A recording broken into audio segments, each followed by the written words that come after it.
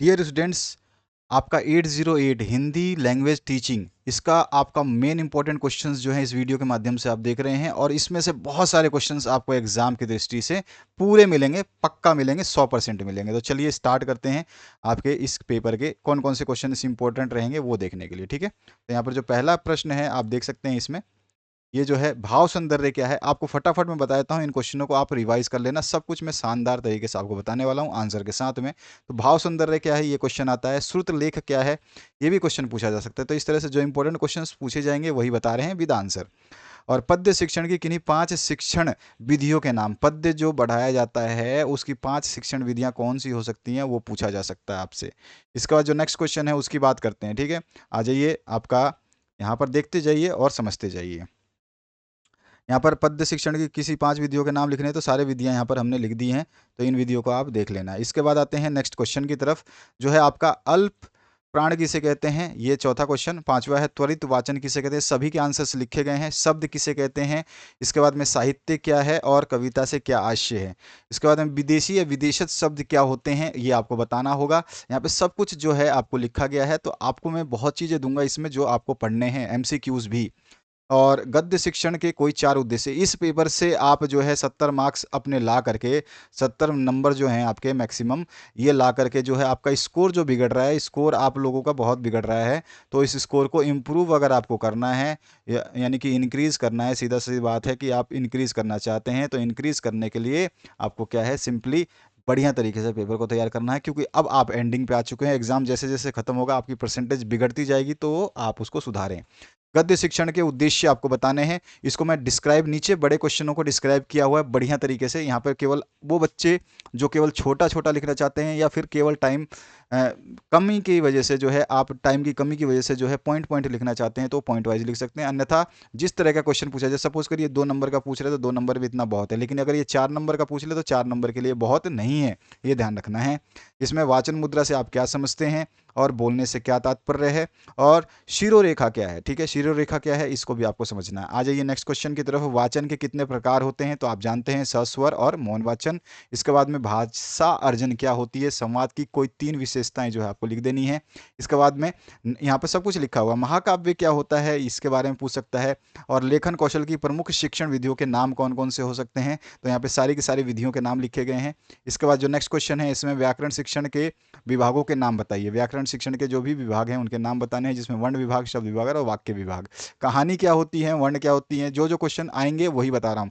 कहानी के मुख्य उद्देश्य क्या है, कहानी की परिभाषाएं क्या हैं, और कहानी के प्रकार, ये सारी चीज़ आपको पढ़ना है। कहानी एक अच्छी हो तो उसकी विशेषताएं क्या हो सकती हैं, और हिंदी शिक्षण के सामान्य उद्देश्य क्या है। भाई हिंदी जो हम सीखते हैं या पढ़ाते हैं उसके उद्देश्य क्या हैं, तो इसके उद्देश्य बहुत सारे हैं, केवल पॉइंट ही लिखने हैं, तो ये सारे उद्देश्य आपको दिए गए हैं।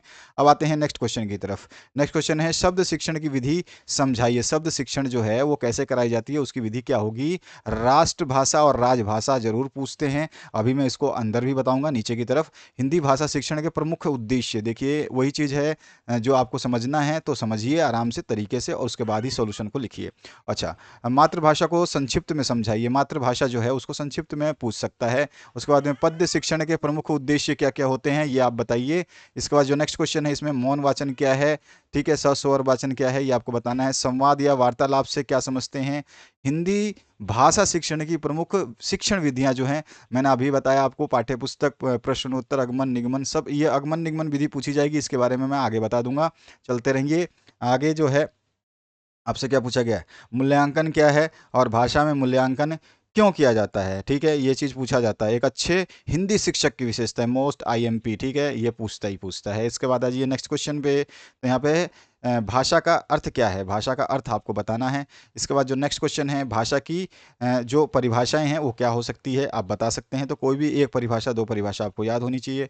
भाषा के रूप या प्रकार जो है आपकी मौखिक, लिखित, और जो भाषा होती है, और दोनों को डिस्क्राइब किया है, मौखिक क्या होती है, लिखित क्या होती है। उसके बाद में है आपका लिपि क्या होती है, लिपि के बारे में थोड़ा सा ध्यान रखना।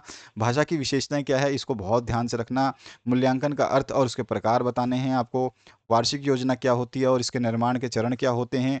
इसके बाद में योगात्मक मूल्यांकन और उसकी विशेषताएं आपको बतानी है। 70 नंबर का क्वेश्चन पेपर आएगा, तो 70 नंबर लाने हैं तो पढ़ना पड़ेगा। इसके अलावा जो है आकलन का अर्थ क्या होता है, सारे आंसर्स दिए जा रहे हैं। क्वेश्चन ऐसा नहीं है कि केवल आपको क्वेश्चन बता दिए जाए कि भाई ये पढ़ लो, फिर आप ढूंढते रहो, आपका टाइम वेस्ट हो। सब कुछ यहाँ पर दिया गया है, बस आपको पढ़ना है। आपके पास जिगरा है, टाइम है, तो पढ़िए, ताकि आपके जो ये नंबर है ना, ये इंप्रूव हो सके। ये नंबर इंप्रूव करना बहुत ज़रूरी है, क्योंकि आप जा रहे हैं लास्ट एंडिंग पे, और यहाँ पर आपके समस्याएं बढ़ सकती हैं।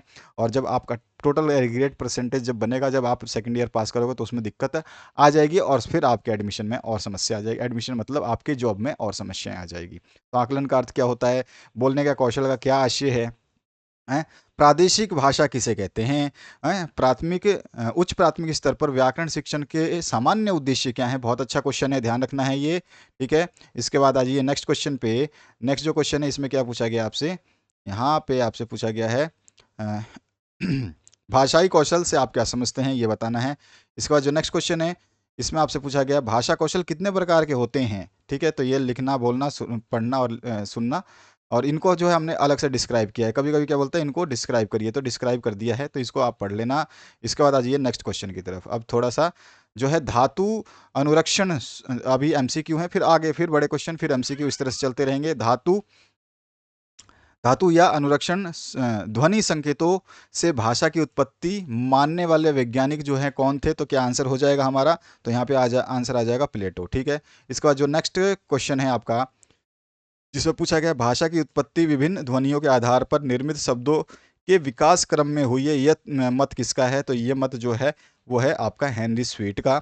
इसके बाद जो नेक्स्ट क्वेश्चन है, इसमें पूछा गया आपसे भाषा का अर्थ क्या है, तो भाषा का अर्थ जो है सीधा सीधा आप बता देंगे कि बोलना या कहना, बस यही होता है, ठीक है, भाषा का अर्थ।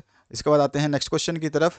तो नेक्स्ट जो क्वेश्चन है, इसमें क्या पूछा है आपसे, चौथे में आपसे पूछ रहा है व्यक्ति व्यक्ति के आपसी संबंध, वार्तालाप, विचार विमर्श, चर्चा, शिष्टाचार, प्रदर्शन किससे संभव है, तो आप जानते ही अच्छी तरह से ये जो है आपका संभव जो होगा केवल भाषा से ही संभव होगा, तो यहाँ पे भाषा आ जाएगा। उसके बाद जो है आपका नेक्स्ट क्वेश्चन, इसमें देखिए, इसमें क्या पूछा गया, मानव सभ्यता और संस्कृति के विकास के लिए भाषा वरदान साबित हुई है, ये परिभाषा किसकी है, तो मानव सभ्यता और संस्कृति के विकास के लिए जो परिभाषा दी थी, ये दी थी हमारे आचार्य दंडी ने, तो यहाँ पर का ऑप्शन करेक्ट हो जाएगा। इसके बाद जो है हेनरी स्वीट की भाषा विषयक परिभाषा कौन सी है, तो हेनरी स्वीट की परिभाषा सीधा सीधा आपको बोल रहा है कि हेनरी स्वीट की कौन सी परिभाषा है, तो आंसर हो जाएगा हमारा, हेनरी स्वीट की जो परिभाषा है वो है जिन व्यक्त ध्वनियों के द्वारा विचारों की अभिव्यक्ति होती है वो भाषा है। तो ठीक है, ये वाला थर्ड वाला ग वाला जो है इसकी डेफिनेशन है, ध्यान रखना। आपसे पूछे कोई डेफिनेशन तो आप ये सीधा सीधा ये भी डेफिनेशन लिख सकते हैं भाषा की। इसके बाद है आपको उच्चारित ध्वनि संकेतों की सहायता से भाव या विचारों की अभिव्यक्ति जो है, इसका आंसर क्या हो जाएगा, यह परिभाषा किसकी है, तो ये परिभाषा जो है हमारी दे रखी है डॉक्टर देवेंद्र नाथ शर्मा ने, ठीक है। इसके बाद जो नेक्स्ट क्वेश्चन है आपका, भाषा किस प्रकार की संपत्ति है, तो भाषा जो है हमारी वो है अर्जित संपत्ति, अर्जित करना पड़ता है इसको, ये जन्मजात नहीं मिलती है। भाषा संप्रेषण मूलतः कैसा होता है, तो भाषा संप्रेषण मूलतः जो है वाचिक होता है।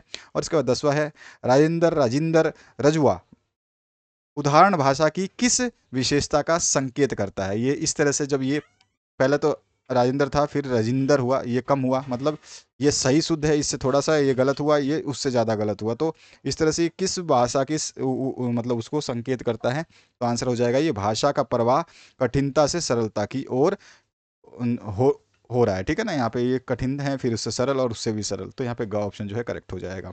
अब यहाँ पे आ जाइए नेक्स्ट क्वेश्चन पे, भाषा की विशेषताएं। अब देखिए, भाषा की विशेषताएं अगर 1-2 नंबर में पूछे तो केवल आपको नाम लिखने हैं, लेकिन अगर भाषा की विशेषताओं का वर्णन कीजिए, 5 नंबर का, 4 नंबर का क्वेश्चन आता है, तो आपको सारा लिखना पड़ेगा, यानी कि थोड़ा समझाना पड़ेगा। तो भाषा सामाजिक संपत्ति है, अर्जित संपत्ति है, भाषा अनुकरणशील होती है, निरंतर गतिशील होती है और परिवर्तनशील होती है, तो ये सारी चीज़ें आपको आनी चाहिए, ठीक है ना, तो ये सारी चीज़ें आपको आनी चाहिए। आते हैं नेक्स्ट क्वेश्चन की तरफ। भाषा जो है मूल रूप से मौखिक भी होती है, और भाषा का कोई अंतिम रूप नहीं होता, बहुत सारे हैं, आपको 5 लिख देने हैं सही तरीके से, ठीक है। और भाषा यहाँ पे देखिए, एक चीज़ और लिख सकते हैं आप, क्या, देखिए मैं बता देता हूँ, इसमें जो है भाषा की निश्चित सीमाएं होती हैं, ठीक है, तो ये भी एक पॉइंट है इसमें, तो आपकी मर्जी है आप कौन कौन से पॉइंट्स को इसमें कैरी करना चाहते हैं। आ जाइए हस्व, अच्छा अब स्वरों के भेद बताइए, ये होता है, तो स्वर जो है आपके हस्व स्वर होते हैं, ठीक है, उसमें भी एग्जाम्पल वगैरह सब दिए हैं, दीर्घ स्वर होते हैं और प्लुप्त स्वर होते हैं। ठीक है, ये तीनों स्वरों के एग्जाम्पल्स आपको आने चाहिए, इनमें से एग्जाम में क्वेश्चन आता है। इसके बाद आते हैं आपका स्पर्श व्यंजन कौन कौन से होते हैं, और इनकी संख्या 27 होती है, ध्यान रखना है। जैसे ये एग्जाम्पल है स्पर्श व्यंजन के, ये टोटल मिलके 27 होते हैं। ठीक है, अब आते हैं अंतःस्थ व्यंजन पूछा जाता है। अंतःस्थ व्यंजन जो है य, र, ल, व है, ये क्वेश्चन आ चुका है, आपको पता होगा। इनकी संख्याएं जो है 4 है, ये चीज़ आपको ध्यान रखनी है। दूसरी है ऊष्म या संगणनीय व्यंजन कौन कौन से, तो ये भी 4 होते हैं, श, श, श, ह। ठीक है, इसके बाद में आगत व्यंजन जो है वो फारसी भाषा से आए हुए हैं, इसके संख्याएं 2 होती हैं, ज और फ। इसके बाद जो नेक्स्ट क्वेश्चन है, इसमें संयुक्त व्यंजन कौन कौन से हैं, तो ये भी 4 होते हैं। इसमें क प्लस श, क्षत्रिय छ, और त्र और झ, और जो ऋषि श्र वाला है, ये वाला श्र। ठीक है, तो ये 4 होते हैं।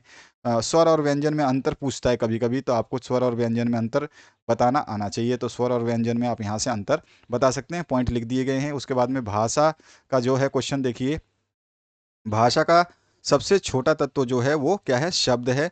और इसी तरह से एक या एक से अधिक वर्णों, ठीक है, से बनी स्वतंत्र सार्थक इकाई को शब्द कहते हैं। तो कोई भी आ सकता है। साथ ही साथ किसी भाव या विचार को पूरी तरह प्रकट करने वाले सार्थक शब्दों के समूह को जो है हम वाक्य कहते हैं। ये वाक्य का डेफिनेशन हो गया।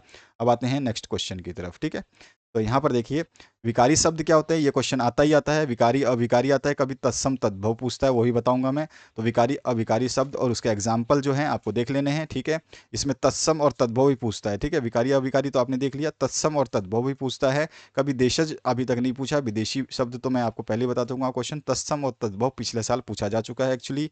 अब आते हैं हम नेक्स्ट क्वेश्चन की तरफ, जो है आपका हिंदी में दीर्घ स्वरों की संख्या कितनी होती है। तो दीर्घ हमारे कितने होते हैं, 7 होते हैं। इसके बाद में स्पर्श व्यंजन पहचानना है। स्पर्श व्यंजन का भी अभी मैंने आपको दिखाया है। तो स्पर्श व्यंजन कौन सा है, तो इसमें आपका स्पर्श व्यंजन जो है वो हो जाएगा प, फ, ब, भ, म। तो यहाँ पर जो है ग ऑप्शन करेक्ट हो जाएगा। उसके बाद तीसरा जो क्वेश्चन है, इसमें आपसे क्या पूछा गया है उसको देखिए। तो तीसरे क्वेश्चन में आपसे पूछा गया, मनुष्य द्वारा व्यक्त की गई ध्वनियों को जब शब्द चिन्ह के द्वारा व्यक्त किया जाता है तो उसे कहते हैं, तो उसे क्या कहते हैं हम, तो आंसर हो जाएगा हमारा कि उसको हम वर्ण कहते हैं। ठीक है, अब इसके बाद चौथा जो क्वेश्चन है, इसमें पूछा गया है आपसे, एक या एक से अधिक वर्णों से बनी स्वतंत्र सार्थक इकाई को क्या कहते हैं। तो एक या एक से अधिक बने जो स्वतंत्र सार्थक इकाई होती है वो शब्द होती है। इसके बाद जो नेक्स्ट क्वेश्चन है, इसमें आपसे क्या पूछा गया है, रचना के आधार पर शब्द निर्माण में किसकी सहायता ली जाती है। तो रचना के आधार पर शब्द निर्माण में जो है हम उपसर्ग और प्रत्यय की सहायता लेते हैं। इसके बाद जो है वाक्य के बिना किसका संप्रेषण नहीं होता, नहीं, क्षेत्र, आत्मा, स्वर्ग, पुण्य आदि किस प्रकार के शब्द माने जाते हैं। तो ये किस प्रकार के शब्द हैं, तो आंसर हो जाएगा तत्सम शब्द हैं ये। इसके बाद वाक्य के बिना किसका संप्रेषण नहीं होता है, तो हमारा आंसर हो जाएगा भाव का संप्रेषण नहीं होता। और वाक्य के प्रमुख अंग क्या हैं, तो वाक्य के प्रमुख अंग जो हैं वो उद्देश्य और विधेय हैं, ध्यान रखना। इसके बाद में योग्यता, आकांक्षा और आसक्ति किसके गुण हैं, तो यहाँ पे हमारा आंसर हो जाएगा ये वाक्य के गुण हैं। और उसके बाद में विधान सूचक, निदेश सूचक और संकेत सूचक वाक्य भेद का आधार कौन सा है, तो इसका आधार जो है हमारा अर्थ है। ठीक है, ये ध्यान रखना, ये अर्थों में हमारा आधार बताते हैं। इसके बाद आते हैं नेक्स्ट क्वेश्चन की तरफ। अब पूछता है आपसे राष्ट्रीय भाषा और राज्य भाषा, प्रादेशिक भाषा, कोई भी क्वेश्चन पूछा जा सकता है। राष्ट्रीय भाषा जरूर याद करके जाना, क्योंकि प्रादेशिक भाषा लास्ट टाइम आ चुका है, तो थोड़ा सा ध्यान रखना है। अब आते हैं हम नेक्स्ट क्वेश्चन की तरफ, जो कि आपके एमसीक्यू है। अब फिर से एमसीक्यू को समझते हैं, एमसीक्यू को पढ़ते हैं। तो यहाँ पे सबसे पहला क्वेश्चन जो देख रहे हैं आप, पश्चिमी हिंदी की बोलियां हैं। पश्चिमी हिंदी की कौन सी बोली है आपको बताना है। आंसर हमारा क्या हो जाएगा, तो हमारा आंसर हो जाएगा जो यहाँ पर खड़ी बोली और ब्रज। तो यहाँ पर जो है का ऑप्शन करेक्ट हो जाएगा। उसके बाद जो है श्री रामचरित मानस की रचना किस बोली में लिखी गई है। तो श्री रामचरित मानस की रचना जो है वो कौन सी बोली में लिखी गई है, सभी को अच्छी तरह से याद होगा, अवधी भाषा में। ठीक है, और नगरों और शहरों और कस्बों के बाहर वाले क्षेत्रों को क्या कहते हैं, तो इसको कहते हैं हम ग्रामीण क्षेत्र। उसके बाद जो नेक्स्ट है, साहित्यिक पद की प्रेम सागर रचना में खड़ी बोली का प्रयोग किसने किया था, तो आंसर हो जाएगा हमारा, इसका प्रयोग लल्लू लाल ने किया था। तो यहाँ पे घ ऑप्शन करेक्ट हो जाएगा। इसके बाद जो है नेक्स्ट क्वेश्चन, भारतीय संविधान की 8वीं अनुसूची में कितनी भाषाएं शामिल की गई हैं, तो आपको अच्छी तरह से याद होना चाहिए, क्योंकि ये क्वेश्चन पहले भी पूछा गया है आपसे। इसमें 22 भाषाएं शामिल हैं, तो यहाँ पर ग ऑप्शन करेक्ट हो जाएगा। आते हैं हमारे नेक्स्ट जो 6 नंबर क्वेश्चन है उसकी तरफ। तो 6 नंबर में आपसे देखिए क्या पूछा गया है, भारत के केंद्र शासित प्रदेश हैं। तो आपके यहाँ पे ऑप्शन दिए गए, इन्हीं में से आपको बताना है। केंद्र शासित प्रदेश जो है वो आपके जम्मू और दिल्ली है, क्योंकि यहाँ पे ऑप्शन यही है। तो हमारा ख ऑप्शन जो है करेक्ट हो जाएगा। इसके बाद आते हैं नेक्स्ट 7वें क्वेश्चन पे। राष्ट्रीय एकता की एक कड़ी हिंदी ही जोड़ सकती है, मतलब राष्ट्रीय एकता की कड़ी को हिंदी ही जोड़ सकती है, यह विचार किसका है? तो यहाँ पे जो हमारा आंसर हो जाएगा ये है बालकृष्ण शर्मा नवीन का। ठीक है, तो यहाँ पर ख ऑप्शन करेक्ट हो जाएगा। वर्तमान में देश प्रेम, स्वभाषा प्रेम, स्वाभिमान की संवाहिका का सम्मान भारत की किस भाषा से प्राप्त हुआ है? तो हमारा जो आंसर हो जाएगा वो है हिंदी। ठीक है, अब आते हैं नेक्स्ट 9वें क्वेश्चन पे। तो इसमें पूछा गया विदेशी लोगों के बीच संचार के लिए जिस एक भाषा की आवश्यकता होती है उसे क्या कहा जाता है? तो उसे हम कहते हैं अंतर्राष्ट्रीय भाषा। और 10वां जो क्वेश्चन है, विश्व के लगभग कितने विद्यालयों में हिंदी का अध्यापन हो रहा है? तो वो कितने विद्यालय हैं अप्रोक्सीमेटली? तो हमारा आंसर जो हो जाएगा 950। इसके बाद आते हैं नेक्स्ट क्वेश्चन की तरफ। हिंदी भाषा का महत्व क्या है ये आपको बताना है, समझ लेना है और लिखना है। ठीक है, हिंदी भाषा का महत्व बहुत ही है और इस पे क्वेश्चन बनता ही बनता है। ठीक है, तो ये हो गया आपका। इसके बाद में जो है राष्ट्र भाषा हिंदी की विशेषताएं कभी कभी पूछता है, तो विशेषताएं जो है आप इस तरह से मैंने पॉइंट लिखे हैं, इन पॉइंटों को लिख देना। ठीक है, तो इसमें आपको समस्या ही नहीं होगी। देखिए 1 नंबर, 2 नंबर, 3, 4, 5, 6, 7, 8, 9, 10, 11 इस तरह से सारे पॉइंट है। तो इसमें से आप कोई भी 10 पॉइंट लिख देना, छोटे छोटे पॉइंट। बड़ा पॉइंट आप मत लिखो, जैसे मान लो ये बड़ा पॉइंट है आपको नहीं लिखना, बाकी पॉइंट छोटे हैं सारे, तो छोटे छोटे पॉइंट लिख दो। तो इस तरह से आपको लिख देना है। इसके बाद आ जाइए, संवेदात्मक विकास को प्रभावित करने वाले कारक कौन कौन से हो सकते हैं? तो सारे कारक लिख दिए हैं, ये ध्यान रखना है। इसके बाद में संवेदात्मक विकास में शिक्षक का योगदान बताइए। तो शिक्षक के योगदान आप आसानी से बता सकते हैं, ये मैंने लिखे हुए हैं, आपको केवल ये लिख देना है। ठीक है, अब आते हैं भाषा का वरदान मनुष्य को किसने दिया? अब आपका जो एमसी क्वेश्चन है उसकी बातें करेंगे, तो हम आ जाते हैं एमसीक्यू क्वेश्चन की तरफ। ठीक है, तो यहाँ पर फर्स्ट जो क्वेश्चन है उसकी बात करते हैं। तो ये रहा आपका फर्स्ट क्वेश्चन, भाषा का वरदान मनुष्य को किसने दिया है? हमारा क्या आंसर हो जाएगा? प्रकृति। ठीक है, तो यहाँ पर हमारा आंसर क्या हो जाएगा? प्रकृति। इसके बाद में मन और शरीर के स्वस्थ से मूलतः कैसा विकास होता है? मन और शरीर के स्वास्थ्य से मूलतः कैसा विकास होता है? तो हमारा क्या आंसर हो जाएगा? हमारा जो है विकास होता है बौद्धिक। ठीक है, उसके बाद में मूर्त, अमूर्त और सामाजिक किसके भेद हैं? यहाँ पर ऑप्शन दिए गए हैं, तो ये सभी के सब जो है बुद्धि के रूप हैं। उसके बाद में नेक्स्ट जो है आपका अनुकूल वातावरण एवं चीज़ों के ज्ञान आदि से क्या होता है? तो इससे जो है हमारे को आर्थिक विकास में सहायता मिलती है। इसके बाद है संवेग के संदर्भ में वुडवर्थ की परिभाषा जो है आपको बतानी है। तो संवेग के संदर्भ में वुडवर्थ की परिभाषा क्या है ये आपको बताना है। तो यहाँ पर जो है आंसर हो जाएगा हमारा, संवेग किसी प्राणी की हलचल पूर्ण अवस्था है, ये उन्होंने परिभाषा दी। उसके बाद में नेक्स्ट है संवेग में सुखद अनुभव का क्या परिणाम होता है? तो यहाँ पर जो है सुखद अनुभव का परिणाम होता है खुश होना, मूड अच्छा होना। उसके बाद आते हैं 7वें क्वेश्चन के, किसी समूह के कार्य करने एवं विचार करने के सभी तरीकों का नाम संस्कृति है, यह मत किसका था? तो ये मत जो था ये बोगार्डस का था। इसके बाद जो नेक्स्ट क्वेश्चन है इसमें पूछा गया आवश्यकताओं की पूर्ति हस्तांतरण समूह का आदर्श किसकी विशेषताएं हैं? तो ये सारी विशेषताएं जो हैं संस्कृति की हैं। और पूंजी संचयन एवं श्रम शक्ति को आर्थिक विकास किसने माना है? तो ये आर्थिक विकास माना गया है डब्ल्यू रोस्टोव का। ठीक है, तो यहाँ पर जो है आपका ग ऑप्शन करेक्ट हो जाएगा। इसके बाद जो है आर्थिक विकास के कारक कौन से हैं? यहाँ पे ऑप्शन जो दिए गए हैं इसके हिसाब से ये सारे के सारे जो आर्थिक विकास के कारक हैं, तो यहाँ पर जो है चौथा ऑप्शन हमारा सभी करेक्ट हो जाएगा। अब जो हमारा नेक्स्ट क्वेश्चन है उसके ऊपर मूव करते हैं। देखिए ध्यान से, इसमें जो है काव्य शिक्षण के सोपान जो हैं आपको लिखने हैं। तो काव्य शिक्षण के सोपान पूछेगा, तो ये सारे के सारे सोपान मैंने दिए हैं। कवि का परिचय, भूमिका होता है, पूर्व सूचना होता है, वातावरण निर्मित होता है, प्रश्नोत्तर होते हैं, विषय का सारांश होता है। जरूरी नहीं है कि आप सारे लिखो, लेकिन कम से कम जो पॉइंट्स हैं उनमें से आपको 5-6 पॉइंट, 6-7 पॉइंट तो लिखने ही है जब बड़े क्वेश्चंस पूछे जाते हैं। ठीक है, तो ये सारे के सारे जो पॉइंट अभी दिखाएं ये पढ़ लो। अब इसके बाद में आदर्श पठन आ जाता है। ठीक है, आदर्श पठन आ जाएगा। आदर्श पठन जो है आपका ये हो गया, फिर वाचन हो गया। ठीक है, इसके बाद में आपका सौंदर्य भूति हो गया, और दूसरा आदर्श पठन फिर से हो गया, और अनुकरण वाचन की अनुवर्ती होगी। तो यहाँ पर आवर्ती होगी। आगे जो क्वेश्चन है इसमें पाठ्य काव्य क्या है? पाठ्य यानी कि सॉरी पाठ्य बोल रहा हूँ, पद्य है ये। ठीक है, यहाँ पे एक्चुअली मिस्टेक हो गया था, पाठ्य नहीं है, पद्य। पद्य को हम काव्य भी बोलते हैं, आपको पता ही है। पद्य मतलब काव्य होता है, हिंदी में उसको हम काव्य बोलते हैं। तो काव्य क्या है?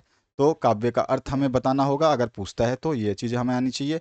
और ठीक है, इसमें लय, छंद, चित्रात्मक और अलंकार आते हैं। ये जो आपका काव्य है ना, इसमें तत्व होते हैं इसके। तो काव्य के तत्व जो है लय, छंद, चित्रात्मकता और अलंकार, ये 4 होते हैं। इसको थोड़ा सा ध्यान रखना, ठीक है। यहाँ पर भी लिखा होगा कहीं, ये रहा देखिए, लय, तुक, छंद, शब्द योजना, चित्रात्मकता, अलंकार, ठीक है। ये सारे के सारे आ जाएंगे। यहाँ पे शब्द योजना भी है, ये रहा शब्द योजना, ठीक है।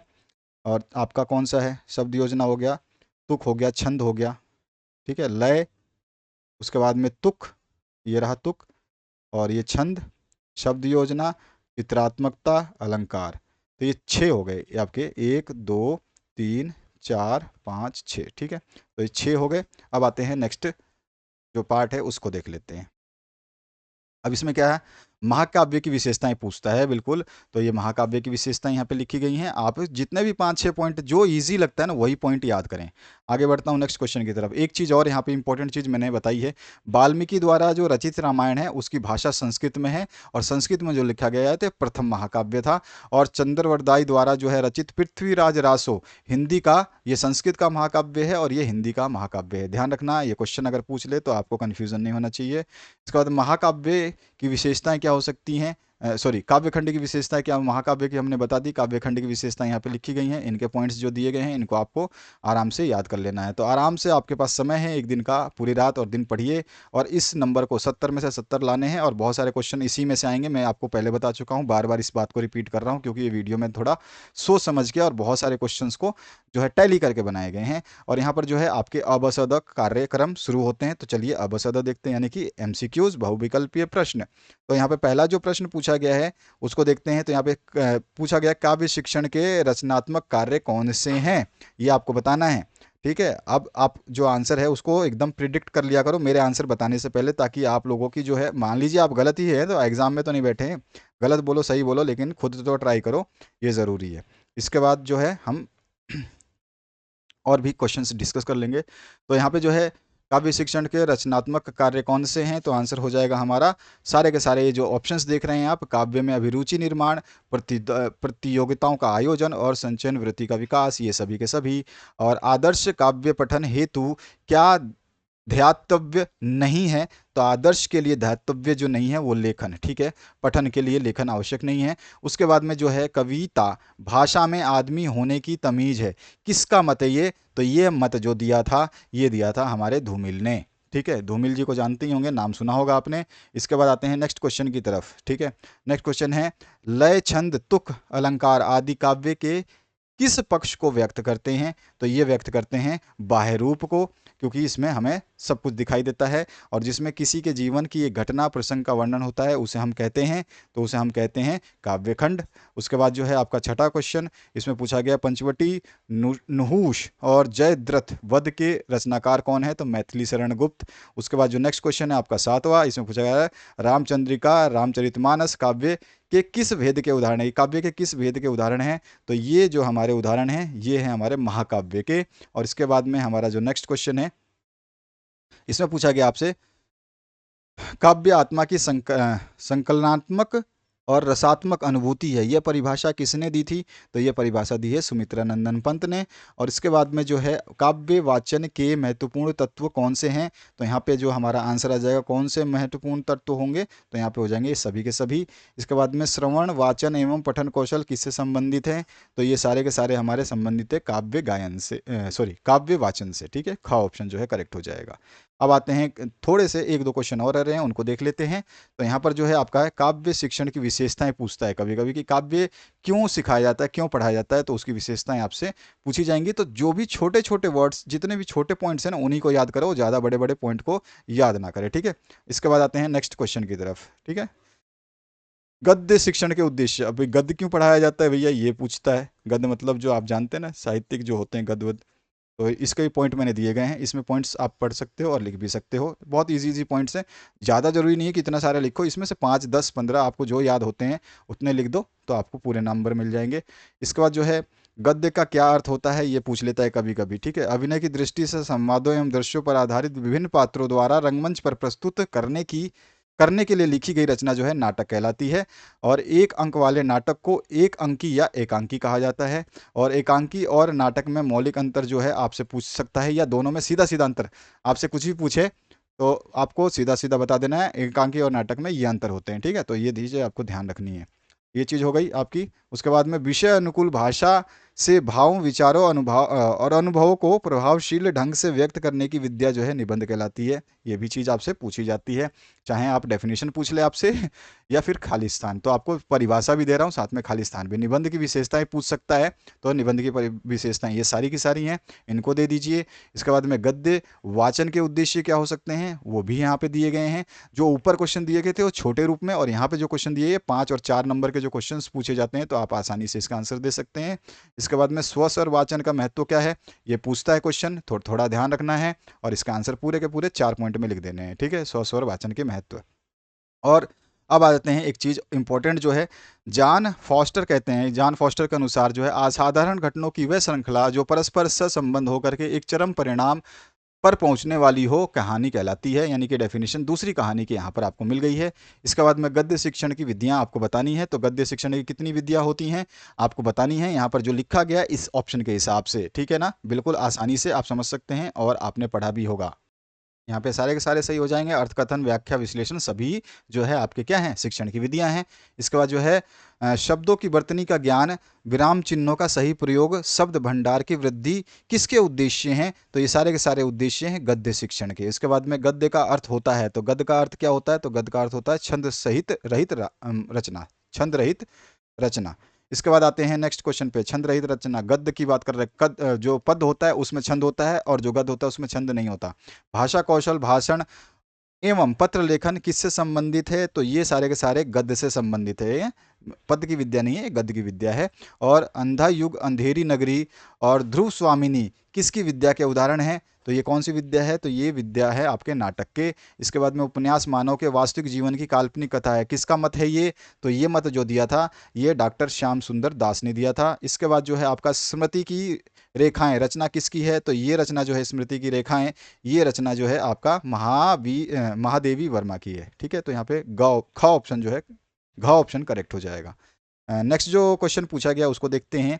इसमें पूछा गया है वाचन को किसने अधिगम क्रिया माना है, वाचन को किसने अधिगम माना है, तो डॉक्टर गुलाब राय ने माना है। और गद्य वाचन का उद्देश्य जो है क्या होगा, तो वो हो जाएगा आपका उपयुक्त सभी, यानी कि शुद्ध उच्चारण, विराम चिन्हों का ज्ञान और स्वर के उतार चढ़ाव का ज्ञान। उसके बाद 10वां जो है प्रश्न इसमें, गद्य वाचन शिक्षण की विधियों में इनमें से क्या शामिल नहीं है, तो इनमें से क्या शामिल नहीं है, तो वो चीज़ है समीक्षा विधि। ठीक है, ये चीज़ इसमें शामिल नहीं होती है। अब आते हैं हम नेक्स्ट क्वेश्चन पे, जो आपका है कथाओं का मूल स्रोत कौन सा है। ठीक है, तो यहाँ पर जो है हम इसको देखेंगे, कथाओं का मूल स्रोत जो है कौन सा है। यहाँ पे बहुत सारे ऑप्शंस हैं, और इसमें से आप हमेशा चूज किया कीजिए कि आपका ऑप्शन गलत भी होगा तो कोई इशू नहीं है।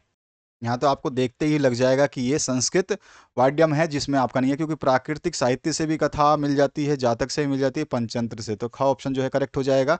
जो कहीं जो कही जाए उसे क्या कहते हैं, तो जो कही जाए उसको क्या कहते हैं, तो हमारा आंसर हो जाएगा उसको कहानी बोलते हैं, कहानी कह के ही बताई जाती है। उसके बाद में असाधारण घटनाओं की श्रृंखला कहानी है, यह किसका मत है, अभी अभी जस्ट मैंने आपको बताया इसको, तो इसका आंसर क्या हो जाएगा, ये हेनरी का है। उसके बाद जो नेक्स्ट क्वेश्चन है उसकी बात करते हैं, प्लेटो ने मस्तिष्क के लिए किसकी आवश्यकता बताई है, तो प्लेटो ने जो है मस्तिष्क के लिए आवश्यकता बताई है कहानी और संगीत की। ठीक है, ये उन्होंने डेफिनेशन दी थी कि जो कहानी और संगीत मस्तिष्क की आवश्यकता है, इसलिए उन्होंने ये डेफिनेशन दी थी। ठीक है, अब आते हैं हम 5वें नंबर क्वेश्चन पे। इसके 5वें में है पंच परमेश्वर कहानी के सृजक कौन है। पंच परमेश्वर बहुत पुरानी और बहुत मतलब फेमस कहानी है, और इसके सृजक जो हैं वो प्रेमचंद हैं। ठीक है, प्रेमचंद की बहुत सारी, दो बैलों की गाथा, बहुत सारी, प्रेमचंद का तो नाम ही है अपने आप में इतिहास में अमर रहेगा। कहानी की संवेदना के संवाहक किसे माना गया है, तो इसके संवाहक जो है वो कौन होते हैं, तो यहाँ पे आंसर हो जाएगा पात्र। इसके बाद में जय शंकर प्रसाद की कहानी है, तो जय शंकर प्रसाद की कहानी जो है वो है आपकी यहाँ पर पुरस्कार। ठीक है, ग ऑप्शन करेक्ट हो जाएगा। इसके बाद में आदर्शवादी कहानियों का केंद्र बिंदु क्या होता है, तो इसका केंद्र बिंदु जो होता है आदर्श जीवन मूल्य। और 9वां है तत्वों के आधार पर कहानी के कितने भेद बनते हैं, तो इसके भेद बनते हैं 4। ठीक है, अब आते हैं हम 10वें प्रश्न पे, जिसमें आपसे पूछा गया है मानसिक द्वंद्व, घटना, तनाव, कुंठा आदि विषय किस प्रकार की कहानी के अंतर्गत आते हैं? तो ये किस प्रकार के कहानी के अंतर्गत आते हैं? ये मनोवैज्ञानिक कहानी होती है, क्योंकि इसमें द्वंद्व, घटना, घुटन, तनाव है, तो सारे के सारे मन के हिसाब से है ना। इसके बाद आते हैं व्याकरण की विशेषताएं, पूछ सकता है आपसे क्वेश्चन। तो व्याकरण की विशेषताएं हमने लिख दी हैं, इसको पढ़ लेना। व्याकरण शिक्षण की विधियों की विवेचना कीजिए। तो आगमन विधि और निगमन विधि, ये तो दो तो जरूर लिख देना। ठीक है, बाकी आप भाषा इसमें बहुत सारी विधियां हैं, लेकिन आप 4 विधि लिख दोगे, 5 विधि लिख दोगे तो पूरा आ जाएगा। 4 विधि मैंने बताए हैं, उनको लिख दें यहाँ बहुत साधारण शब्दों में। और यहाँ पर जो है ये भाषा संसागर विधि जो है ये है, और एक आपका प्रयोग विधि है। ठीक है, तो इनको आपको सीधा सीधा लिख देना है। ठीक है, इसमें कोई मिस्टेक है, कोई जगह है तो मैं चेक कर लेता हूँ। तो यहाँ पर जो है आपने ये तो सॉल्यूशन देख लिया, अब कुछ बच रहा है उसको दिखा देता हूँ। मैंने आपको बताया था व्याकरण की विशेषताएं और व्याकरण शिक्षण की विधियों की विवेचना। ठीक है, तो ये विधि तो आपको बता ही दिया मैंने, ये लिख देना। और इसके बाद में आपका बचता है एमसीक्यू अंतिम 10। उसके बाद हमारा जो है ये पूरा का पूरा खत्म, और इसको पढ़ लोगे तो आराम से आप जो है अच्छे नंबर ला सकते हैं। तो इसमें जो है पहला क्वेश्चन पूछा गया, वर्ण शब्द वाक्य किसके अंग हैं? अगर आप इसको ध्यान से देखे, वीडियो को समझे, पढ़े, तो आपको समझ में आ चुका होगा कि ये किसके अंग हैं। तो हमारा आंसर हो जाएगा ये सब सभी वर्ण शब्द पद जो है ये भाषा के अंग है। इसके बाद जो है, अरे वाह क्या सुंदर दृश्य, वाक्य में अवयव कौन सा है?